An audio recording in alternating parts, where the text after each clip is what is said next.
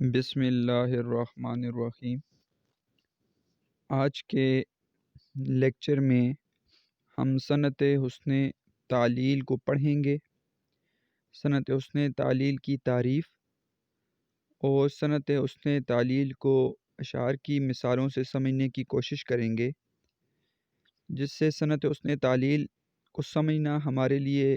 انشاءاللہ تعالی انتہائی آسان ہو جائے گا۔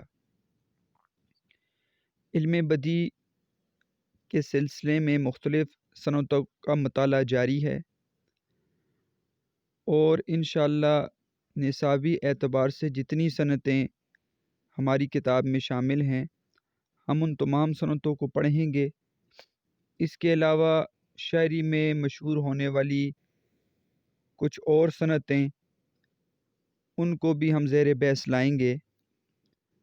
تو دیکھتے ہیں صنعت حسن تعلیل کی تعریف کیا ہے۔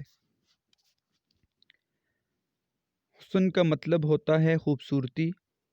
اور تعلیل کے جو لغوی معنی ہیں وہ ہیں وجہ متعین کرنا یا وجہ بیان کرنا۔ علم بدیع میں یہ ایک صنائع معنوی کی ایک اہم صنعت ہے۔ علم بدیع میں دو طرح کی صنعتیں ہوتی ہیں، ایک کا تعلق صنائع لفظی سے ہے یعنی لفظ کے اعتبار سے ہے، اور دوسری صنعتوں کا تعلق صنائع معنوی یعنی معنی کی حیثیت سے ہوتا ہے۔ تو اس لحاظ سے صنعت حسن تعلیل صنائع معنوی کی ایک اہم قسم ہے، جس میں کوئی شاعر یا مصنف کسی چیز کی علت وجہ بیان کرے جو در حقیقت اس کی وجہ یا علت نہ ہو، صنعت حسن تعلیل کہلاتی ہے۔ یعنی اس صنعت میں کوئی بھی شاعر اپنی شاعری میں یا مصنف اپنی تحریر میں کسی چیز کے واقع ہونے یا کسی چیز کی کوئی بھی علت بیان کرتا ہے اور وہ پڑھنے والے کو ایسا لگتا ہے کہ یہی اس کی وجہ ہے، لیکن حقیقت میں وہ اس کی وجہ نہیں ہوتی۔ یہ ایسے کیا جاتا ہے کہ اس سے کلام میں خوبصورتی پیدا ہوتی ہے، اور اس خوبصورتی کو ہم صنعت حسن تعلیل کہتے ہیں۔ مثال کے طور پر کوئی پھول کہیں پر کسی باغ میں کہیں کسی مقام پر کھلا ہوا ہو تو اس کی وجہ کوئی شاعر اپنی شاعری میں یا مصنف اپنی تصنیف میں یہ بیان کرے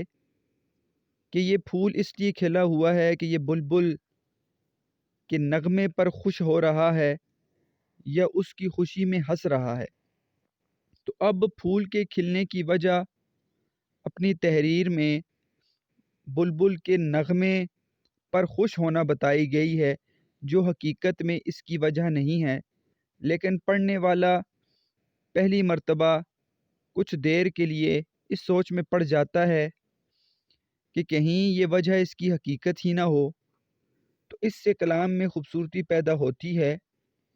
اور اس خوبصورتی کو ہم صنعت حسن تعلیل کہتے ہیں۔ آئیں اب اشعار کی مختلف مثالوں سے ہم صنعت حسن تعلیل کو مزید جاننے کی کوشش کرتے ہیں۔ افضل خان کا ایک مشہور شعر ہے کہ اب جو پتھر ہے آدمی تھا کبھی، اس کو کہتے ہیں انتظار میاں۔ افضل خان کے اس شعر میں انہوں نے پتھر بننے کی وجہ یہ بتائی ہے کہ یہ پتھر پہلے کسی وقت میں آدمی ہوتے تھے، لیکن یہ انتظار کرتے رہے، اور انتظار اتنی مشکل چیز ہے کہ اس کی وجہ سے یہ جو آدمی ہیں یہ پتھر بن گئے، اور اب پتھر ہمیں اس لیے نظر آ رہے ہیں۔ تو یہاں پر پتھر بننے کی وجہ کسی شخص کا انتظار ہے، اور حقیقت میں پتھر کے بننے کی وجہ یہ نہیں ہے، لیکن یہاں پر اس کی وجہ انتظار بتائی گئی ہے، جو ایک خوبصورتی کی طرف اشارہ کرتی ہے، اور اس خوبصورتی کو ہم صنعت حسن تعلیل کہتے ہیں۔ حیدر علی آتش ایک مشہور شاعر کے پی کے بورڈ کی 9th کلاس کی اردو میں ان کی ایک غزل شامل ہے۔ اس کا ایک شعر یہاں پہ آپ ملاحظہ کریں کہ زیر زمیں سے آتا ہے جو گلے سو زر بقف، قارون نے راستے میں لٹایا خزانہ کیا۔ اس شعر میں صنعت تلمیح کے ذریعے آتش نے ایک واقعے کی طرف اشارہ کرتے ہوئے کہا ہے کہ زمین کے نیچے سے جو پھول اگ رہے ہیں اور پھول باہر جب آتے ہیں اور کھل جاتے ہیں تو ان کی ہتھیلیوں میں سونا ہوتا ہے اور وہ سونے کی رنگ کے ہوتے ہیں۔ تو یہ جو پھول ہیں جو سونے کی شکل میں یا اپنے اندر جو موتی سونے کی طرح لے کر آتے ہیں، یہ اصل میں اس لیے ہے کہ ایک وقت میں قارون کو اس کے خزانے کے سمیت زمین میں دھسا دیا گیا اور اب وہ خزانہ پھولوں کے اندر موتیوں کی شکل میں باہر آ رہا ہے۔ تو پھولوں کے اندر جو سنہری موتی ہیں ان کے پیدا ہونے کی وجہ قارون کے خزانہ جو زمین میں دھسا دیا گیا آتش کے نزدیک انہوں نے شعر میں یہ بتائی ہے، لیکن یہ سب کو معلوم ہے کہ پھول جو ہیں وہ اپنے اندر جو موتی ہیں وہ اس وجہ سے نہیں لے کر آ رہے۔ تو علت یہ نہیں ہے، وجہ یہ نہیں ہے، لیکن یہاں سے کلام میں خوبصورتی پیدا ہو رہی ہے، تو ایسی خوبصورتی کو صنعت حسن تعلیل کہتے ہیں۔ جاوید لکھنوی کا ایک شعر،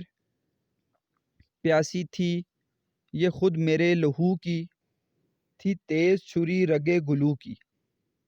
رگے گلو شہرک کو کہتے ہیں، اور یہاں پہ جاوید لکھنوی کہہ رہے ہیں کہ جو چھری ہوتی ہے وہ تیز ہوتی ہے، وہ کاٹتی ہے، اور وہ اس لیے کاٹتی ہے کہ وہ لہو کی پیاسی ہوتی ہے، یعنی وہ اپنی پیاس بجھاتی ہے۔ تو تیز چھری کے کاٹنے کی وجہ یہ نہیں ہے کہ وہ پیاسی ہوتی ہے، لیکن یہاں پر یہ وجہ بیان کی گئی، اور یہاں پر یہ وجہ بیان کرنے سے خوبصورتی پیدا ہوئی، اور یہ حسن تعلیل کی نشانی ہے۔ میر انیس کا ایک شعر کربلا کے موقع پر لکھا ہے کہ پیاسی تھی سپاہ خدا 3 رات کی، ساحل سے سر پٹکتی تھی موجے فرات کی۔ تو میر انیس اپنے شعر کے پہلے مصرے میں کہہ رہے ہیں پیاسی جو تھی سپاہ خدا، سپاہ خدا سے مراد حضرت امام حسین اور ان کے رفقا ہیں،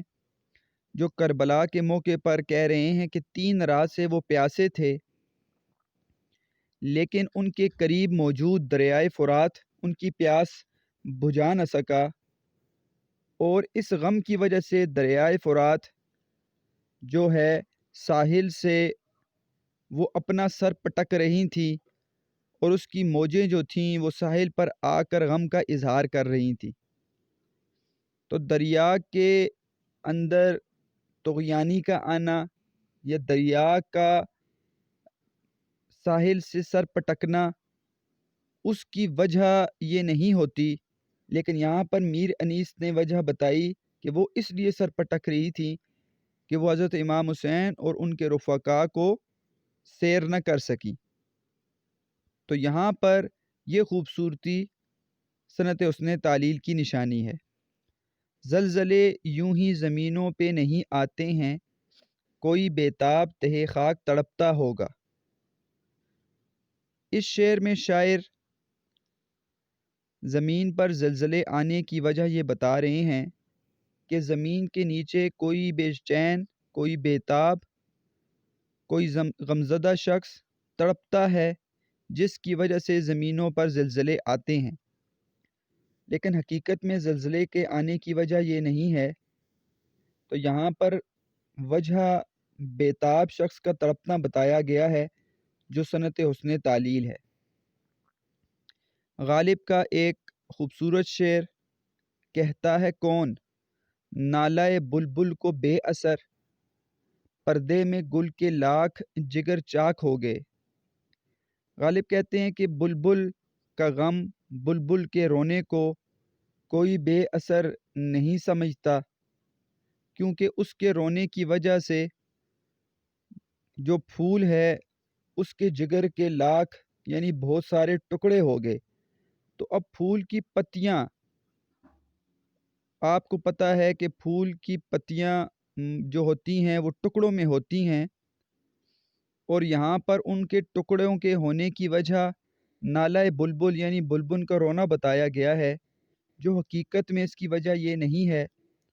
تو ایسی خوبی جب شعر میں آ جائے